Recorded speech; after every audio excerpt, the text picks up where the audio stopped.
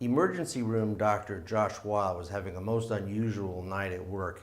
As he reached by telephone his wife, Weil-Mollard, a veterinarian, and their youngest daughter, Sophie, as they fled their home off Mark West Springs Road just ahead of the Tubbs fire.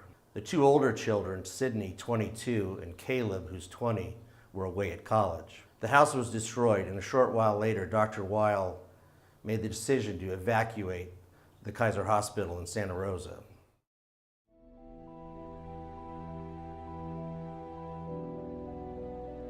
I was in charge that night, but I had to make decisions based on what I knew in a context that I had never experienced before. And we drill, we practice, but nobody ever plans on having to go from thinking about a surge event to evacuating in an hour, to suddenly the fire knocking on your door in ways that you couldn't imagine.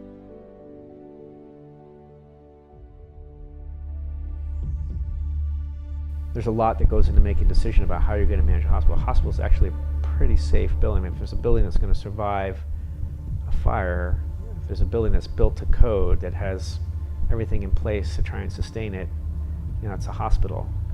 And to move patients puts them at risk. But at the same time, we're watching the fire close in, we're watching what was happening to the roads. So at 3:30, the fire team, the incident commander from the fire, came in and he said, and I'll remember these words forever, we're making the last stand. So they were using he explained they were using the last 2 rows of trailers and the dry creek bed that's right there between the Kaiser campus and Journey's End to make a last stand. That used that to try and prevent the fire. And so at that time I said, okay, it's time for us to evacuate. And they actually said, we're not advising that because they are looking at it from a different perspective. But I had to think about, in my mind, I thought, it's one thing to try and evacuate now when they're holding off the fire. It's another, what if they come in and say, the fire's jumped that line, and now with fire coming down on the building, I have to try and evacuate. So I made that decision.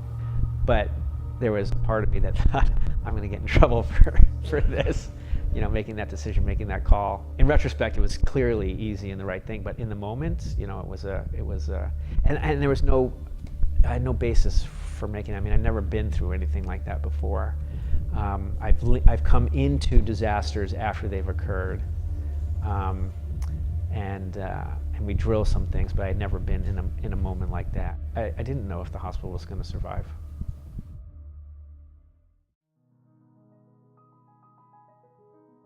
Josh went to work at 10:30 and we were texting back and forth.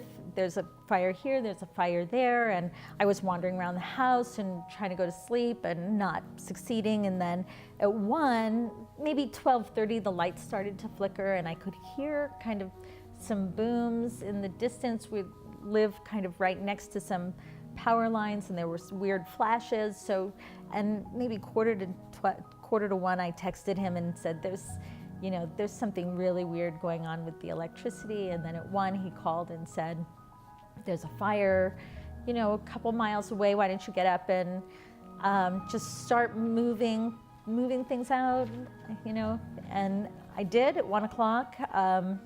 I got up, I got dressed, went out and moved the truck a little closer to the house, and I couldn't see the fire at that point. I came inside and called the neighbor, and she said, oh, we got an evacuation notice. She said, we're just about ready to go. And I went, oh, okay. I ran, some things out to the car, and I could see this glow in the distance, and I thought, oh, that looks big. And I went inside, and I said to Sophie, you have to get up, honey. We're going to have to. At that point, when I saw the glow, I thought, oh, okay, we have to go. And I ran out, and now that little glow down there was like up here, and I could hear the fire. And I don't think a lot of people talk about the noise of the fire, but that's what struck me. I mean, the noise of it was so big that, that's kind of what impressed me, was that thing to make that kind of noise is that's got to be big.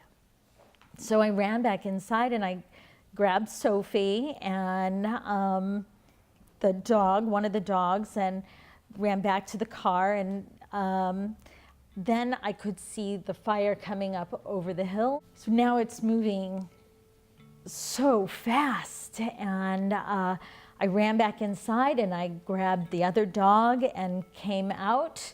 And now the fire is at our property line, and I threw the dog in the car and I said to Sophie, I just have to try for the cat. And she said, don't go in, Mom. Please don't go in. And I said, I just have to try for the cat. I just have to try for the cat. And I ran back in, and of course it was pitch black at that point. We had lost power, and I came running back out, and then the trees were on fire, and it was just like this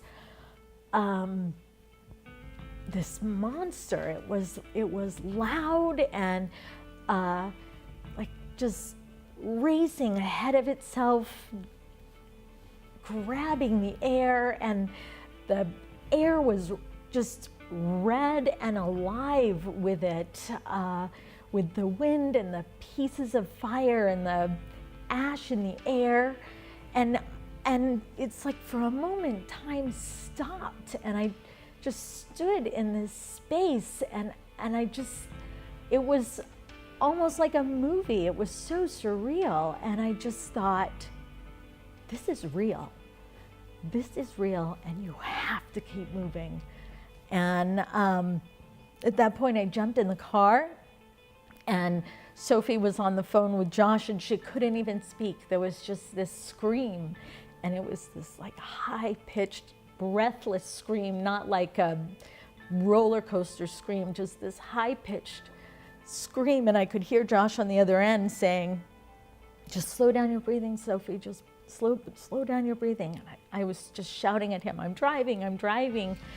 There were branches on the road, and I fortunately in the Highlander, I just clunked over things, and you know, at one point the fire was on both sides, and we just had to just drive through, and you know, smoke is not fog, and you can't see through it, and it's just driving blind, and it's just a little bit like, there's the road, just, you know, I know where it is, just drive. And to break through that, and then down into the Larkfield neighborhood, and it was just chaos in the neighborhood. You know, that's where the cops were, and the firefighters, and people were just pouring out of the homes and throwing things in the cars, and Josh was just shouting. I could hear him on the phone, just come to Kaiser, just come to Kaiser.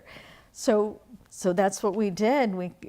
So we were down at Kaiser, you know, I don't, like by 1:20 or maybe 1:30 at the outside. So it all happened very quickly. But I have to say, when I got there, I just felt like getting out of the car and dancing. I just felt like, we survived. You know, it was like, that was just, I am gonna get out of here. I am gonna get out, and I'm gonna get my daughter out. I'm gonna get my dogs out. And we did. And we did. We made it. I think it was a bad couple minutes for Josh when he called, and all he could hear was Sophie screaming on the other end of the phone. I think that was, I don't know what he possibly could have thought then, but that was hard. I was very glad to be alive. I am very glad to be alive.